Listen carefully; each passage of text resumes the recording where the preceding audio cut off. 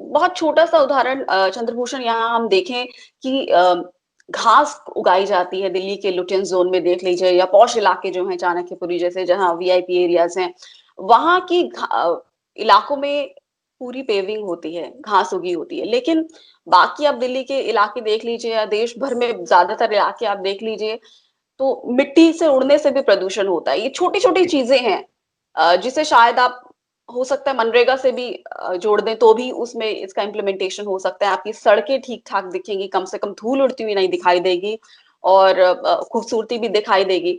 तो ये छोटे छोटे जो इनिशिएटिव्स हैं वो कहीं ना कहीं लाने की जरूरत है, क्योंकि आप दिल्ली में लगातार देखते रहते हैं कि कहीं ना कहीं सड़कें खुद ही होती हैं, और वो साल भर खुद ही रहती हैं, उनको ठीक करने वाला कोई नहीं होता। और दिल्ली के बड़े बड़े इलाकों में आप देख लीजिए, रिंग रोड पर देख लीजिए, वो खुद ही है तो खुद ही पड़ी है, और वहां से आधा ट्रैफिक एक आधी हिस्से से गुजर के जा रहा है, बाकी में गड्ढे पड़े हैं। देखिए, अभी आप अगर पूर्णिमा अभी अब आंकड़े देखें एयर पोल्यूशन का, तो दिल्ली में प्रदूषण बढ़ना शुरू हो गया। जी। मार्च एंड में और अप्रैल फर्स्ट वीक में जब हमने पहला जो लॉकडाउन हुआ था उस समय प्रदूषण काफी कम हुआ था। अब प्रदूषण बढ़ना शुरू हो गया और तेजी से बढ़ रहा है।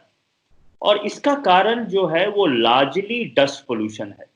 हाँ, तो अब तक हम लोग ये सोच रहे थे कि सिर्फ गाड़ियों और इंडस्ट्री को बंद करेंगे तो प्रदूषण कम हो जाएगा, लेकिन कोविड-19 हमें बहुत नए नए शिक्षा दे रही है, नया नया हमें चीज पता लग रहा है कि डस्ट का क्या कंट्रीब्यूशन है पोल्यूशन में। तो जैसे कि आपने सही बताया, अभी के समय दिल्ली में अमीर जगहों पे जो पॉश एरिया है, आप वहां तो घास लगा देते हैं, जी। लेकिन पूरे एनसीआर में आप कहीं ये करते नहीं है, ना ही पेड़ लगाते हैं।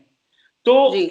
एक जो बहुत क्लियरली पूर्णिमा निकल के आ रहा है कि अगर हम वायु प्रदूषण दिल्ली में या कि पूरे नॉर्थ इंडिया में कम करना चाहते हैं, तो हमें इकोलॉजिकल रिस्टोरेशन करने की जरूरत है, जिसका मतलब ये है कि हमें पेड़ बहुत लगाने की जरूरत है, हमें फॉरेस्ट्री बहुत बढ़ाने की जरूरत है, रोडों के साथ में हमें घास लगाने की जरूरत है, तभी प्रदूषण कम होगा। अभी दिल्ली का AQI कोई 150 है, सारी इंडस्ट्रीज बंद हैं, रोड पे गाड़ियां, फिर भी AQI 150 है। इसका मतलब कि ये जो है, जिन लोगों को अस्थमा है या रेस्पिरेटरी डिजीज है, उनके लिए अभी भी वायु प्रदूषण हानिकारक है, और वो सिर्फ डस्ट से हो रहा है।